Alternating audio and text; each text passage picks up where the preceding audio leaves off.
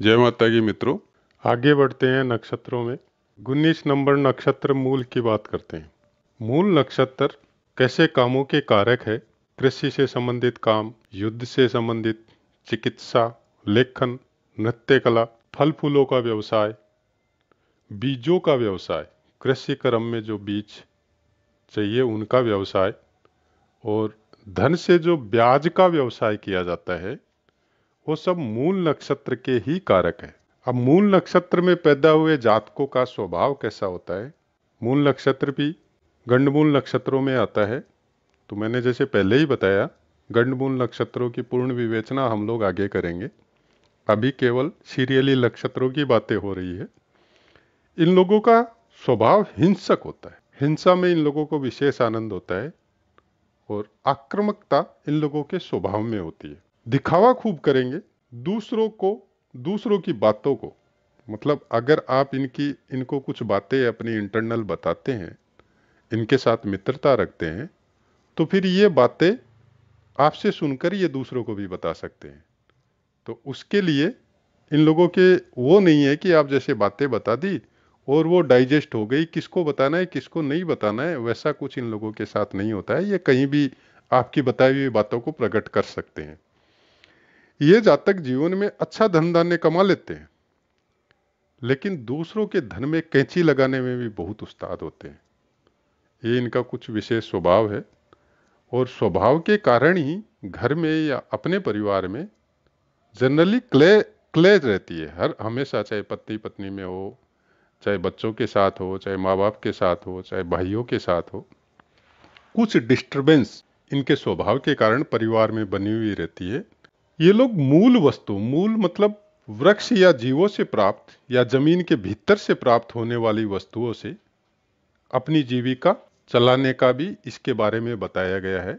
और ये लोग, एक जगह बताया गया, वरामीर जी ने बताया कि ये लोग हिंसक नहीं होते, लेकिन अन्य सभी लोगों ने इनके बारे में हिंसक प्रवृत्ति बताई गई है। तो हम लोग भी वही मान के चलते हैं कि चलिए हिंसक नहीं होते। अब हम लोग हिंसा को छोड़ देते हैं, हिंसक जो वर्ड है, जो शब्द है, उसको छोड़ देते हैं, लेकिन स्वभाव में आक्रामकता इन लोगों के रहेगी ही। इनके द्वारा प्राय स्थायी महत्व के कार्य किए जाते हैं। स्थायी महत्व के मतलब आप ऐसे समझो कि ये लोग लाइक लेबर हो सकते हैं, घर वगैरह बनाने के कार्य में हो सकते हैं, या कोई बड़े बड़े भवनों की नींवें रखी जाती है उस समय ये लोग हो सकते हैं, या बहुत बड़े सेठ या बहुत बड़े वो धन होने वाले जातक भी ऐसे हो सकते हैं कि उन्होंने कोई बहुत बड़े बड़े मंदिर बनवाए हों या फिर कहीं पे कोई धर्मशाला बनवाई हो। स्थायी महत्व है। महत्व है मतलब जो काम या जो चीजें समाज के, गांव के काम में आए, वैसी चीजें ये बनवा के समाज को या गांव को या सिटी को दे सकते हैं।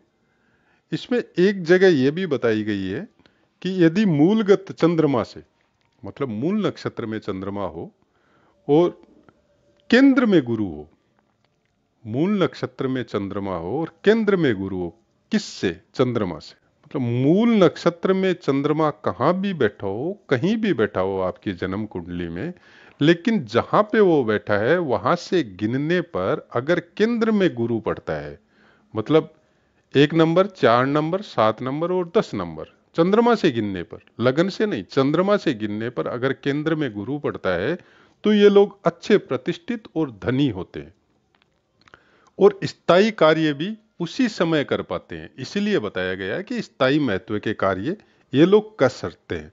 ये लोग इसी स्थिति में सामर्थ्य अर्जित भी करते हैं, मान सम्मान पाने का या उससे संबंधित समाज के लिए अच्छे काम करने का।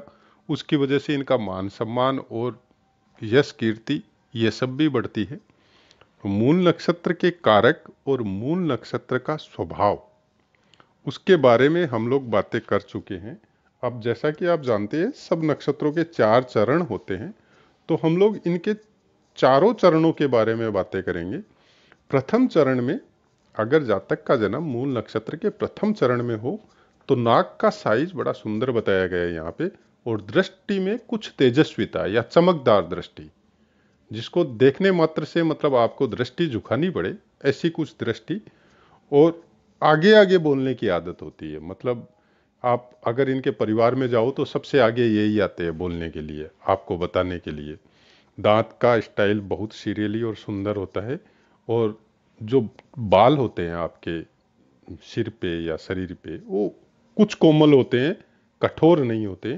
प्रचंड स्वभाव होता है। प्रचंड मतलब आप ऐसे बोल सकते हैं कि हमेशा एक्टिव रहने वाला स्वभाव।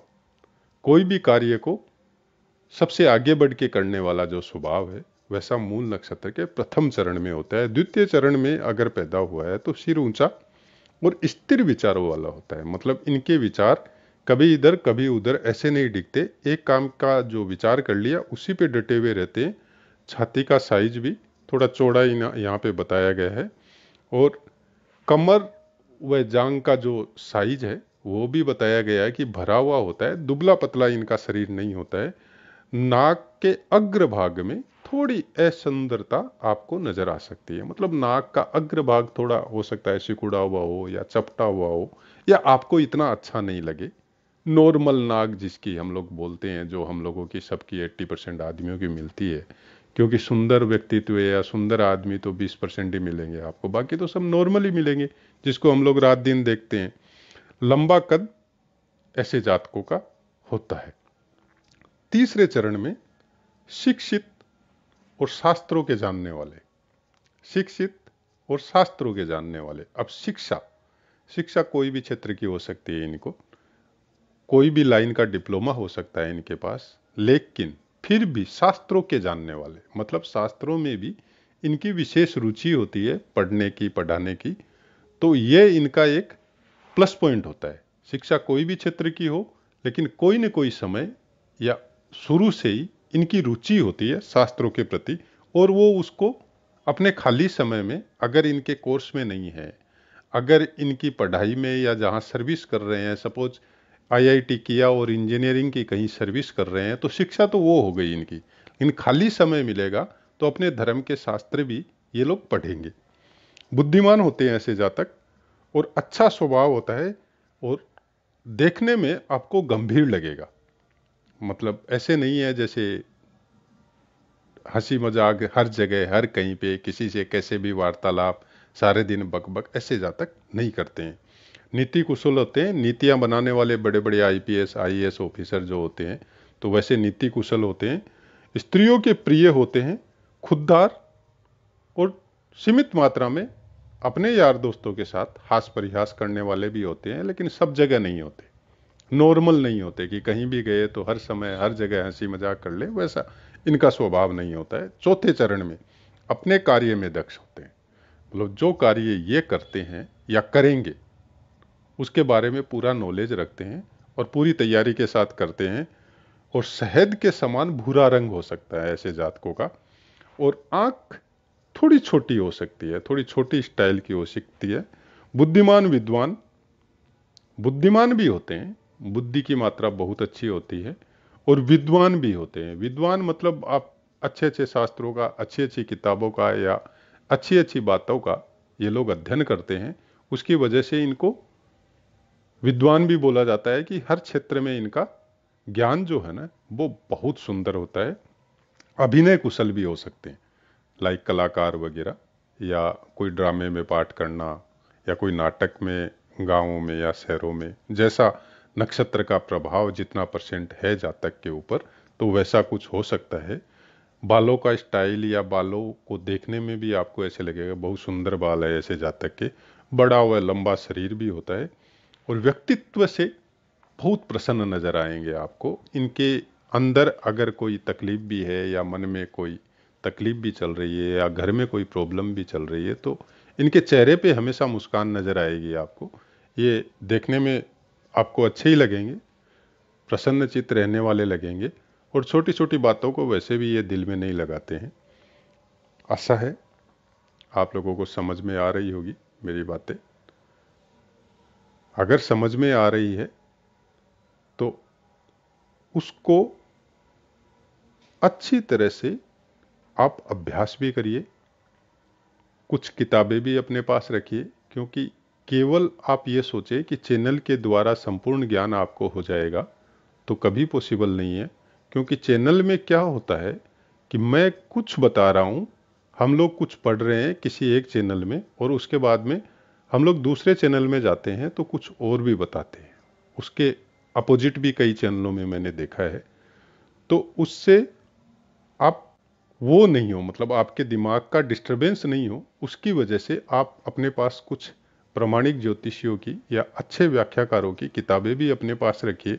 उससे क्या होता है, जब आप पढ़ेंगे उस चीज़ को और सेम वैसा ही कुछ किसी चैनल में बताया गया, मैं ये नहीं कहता आप मेरे ही चैनल से जुड़े, आप सब चैनलों में देखें, जहां पे आपको बातें अच्छी तरह से समझ में आ रही है और जो प्रामाणिकता के साथ बता रहा है कि जो बता रहा है वो आपको किताबों में भी मिल रहा है, उसके साथ जुड़े और उसको समझे, तो आपको डबल ज्ञान हो जाएगा। एक तो किताबों का आपने पढ़ लिया और उसके बाद में सुनने को भी सेम चीज मिल गई। मेरा अपना ओपिनियन है कि दो तरफ से अगर ऐसा हो तो वो जल्दी याद होता है इंसान को। हो सकता है मैं गलत हूं, मैं ये नहीं कहता कि किसी किसी को कई बार क्या होता है कि किताब पढ़ने से ही पूरा ज्ञान हो जाता है और किसी किसी को सुनने से ज्यादा जल्दी होता है। तो दोनों चीजें अगर मिले तो शायद जल्दी समझ में आता है। और कई बार किताबों में उतना नहीं लिखा हुआ होता है जितना आपको ऑडियो वीडियो में विस्तार पूर्वक कहीं कहीं पे किसी किसी चैनल में कोई एक चीज के बारे में बताया जाता है। तो उसके साथ अपनी भी बुद्धि अप्लाई करें, क्या यह सही है, किताब में ये लिखा है उतना तो इन्होंने बताया ही है, उसके अलावा भी कुछ ज्यादा बताया है, तो क्या यह हो सकता है। अपना भी दिमाग अप्लाई करे, उसको भी तीव्र करे, कुछ ध्यान साधना भी अपनी चालू रखे, किताबों को भी पढ़े। अगर आपको समझ में आ रहा है और कोई डिस्टरबेंस है, आपको कोई चीज समझ में नहीं आ रही है पाठ से संबंधित, तो आप चैनल में लिखे, कमेंट करें, 101% आपकी बात का आंसर मिलेगा। अगर क्वेश्चन बड़ा है और एक लाइन या दो लाइन में मैं आंसर नहीं दे सकता, तो आप थोड़ा धैर्य रखें, मैं उसके बारे में ऑडियो या वीडियो बना के जरूर पोस्ट करूंगा चैनल में। तो ये तो आप भूल ही जाइए कि आपको आंसर नहीं मिलेगा, 101% आपको आंसर मिलेगा हर चीज का। हमारे पास जो है वो मैं सब बताऊंगा। आशा करता हूं आपको समझ में आया होगा। कोशिश यही है कि जितना हमने पढ़ा है, जितना हमने जाना है, और खुद का जो भी हमारा है, जो मैंने अभ्यास से सीखा है, वो डिस्कस हम लोग ये सब पाठ जब समाप्त होंगे और अभ्यास में चलेंगे उस समय करेंगे। तब मैं क्लियर आपको बताऊंगा कि मैंने अभ्यास में कुछ ऐसा ऐसा देखा है। आप भी लगा के देखिएगा कैसा रिजल्ट आता है। अगर पॉजिटिव आता है तो मानिएगा, अगर नहीं आता है तो मत मानिएगा। जय माता की मित्रों, आज के लिए इतना ही।